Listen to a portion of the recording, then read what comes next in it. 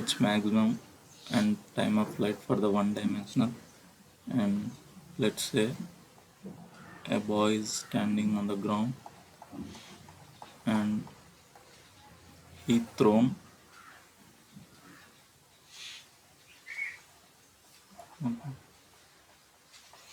he thrown a ball upwards with velocity u. Okay, now the ball will go up, and when its velocity becomes 0, and it will come back again. So now we want to find the time taken from going from here to and come back to same position, initial position. So let's say from here to here the time is t, and while coming back in also the time would be same. So if you find this time, total time will be 2 times that time. So using the first equation, that is this equation, where v is equal to u plus at. You see here initial velocity is u, and when it reaches the maximum height, it will be v is equal to 0, that is final velocity will become 0. Then it comes back, so final velocity is 0 and gravity is in the downward direction. So here a is equals to minus g. So final v is equal to 0, initial velocity is equal to u, and a is equal to minus g, and t we have to find. So taking this side, gt is equal to u, and t is equal to u by g. So this is the time taken to the ball from here to this position. So total time will be 2 times from here to here, and same time come back to initial position. That is total time of flight is equals to 2 times this value. That is 2 times u by g, the time of flight. Time of flight. Okay. Now we want to find the maximum height reached by the ball. That is the distance from here to here. So for the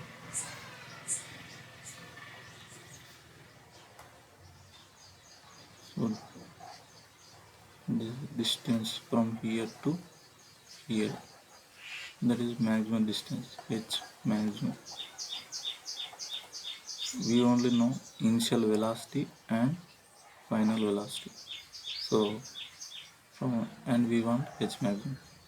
You can see here v is there, u is there, and s means here is distance and gravity also. So we are going to use this equation. So that is v is equal to 0. Substituting that 0 square minus initial velocity u square, and 2 acceleration is minus g, and s is the h maximum. So this is minus u square by minus 2 times g is equals to h maximum, and cancelling minus minus, h maximum will be u square by 2g. Okay. Now using these two, how now we know the range. Now we want to find for the projectile motions. That is, let's take blue color. Okay. projectile motion. Projectile motion is something like horizontal and a ball is projected inclined to the ground, that is at some angle theta.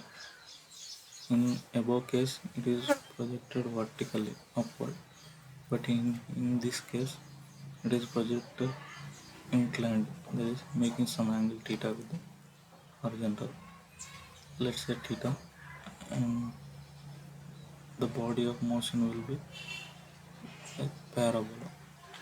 And now in this case we need to find the range, and this is the h maximum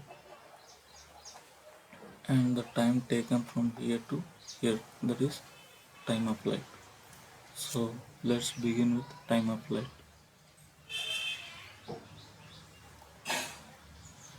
Before finding that, and here it is thrown with velocity u. So taking u components, that is along this direction u cos theta, because theta here we assume, so it is u cos theta, and remaining velocity component, that is vertical, that is u sin theta. So vertical component is u sin theta, horizontal component is u cos theta. Here you can see the concept same above situation, where time of flight is equals to 2u by g. See here, in this case u is the velocity component in the upward direction. Here in our case it is u sin theta, so replace u with u sin theta, 2u sin theta. This will be the time of flight in projectile motion. And to find h maximum, here you can see h maximum is u square by 2g, but in our case upward velocity is u sin theta, so replace u with u sin theta, that is u sin theta whole square by 2g, that is u square sin square theta by 2g. Now to find the range, what is range actually from here to here? So here horizontal velocity is u cos theta, and there is no force, only force is in the vertical direction, so this component will be same all the times, here throughout the motion u cos theta will be same. So simply to find the distance, u cos velocity into time, because velocity in this direction is constant, so simply u cos theta into time taken to reach from here to here, that is here we find 2u sin theta by g, that is equals to u cos theta into 2u sin theta by g. Here take u this side and u into u square, and remaining thing 2 sin theta into cos theta by g.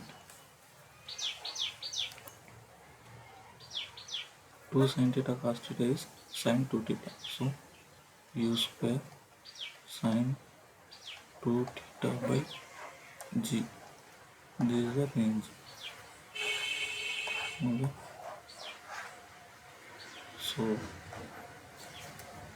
to remember easily, first remember the formulas in one dimensional, that is time of flight is equal to 2u by g, and h maximum is equals to u square by 2g. If you remember these two, just place the component velocity along vertical, that is u square, u sin theta, and here also u sin theta. Then you will get h maximum and time of flight in projectile motion. Okay, and if you want to find the range, just multiply this time of flight with the horizontal component, that is u cos theta. You will get range. This way we can simply remember. No need to mugging up this u square sin theta by g and 2u sin theta by g and this u square sin theta by g. Instead of just remember these two formulas. Okay. Thank you for watching.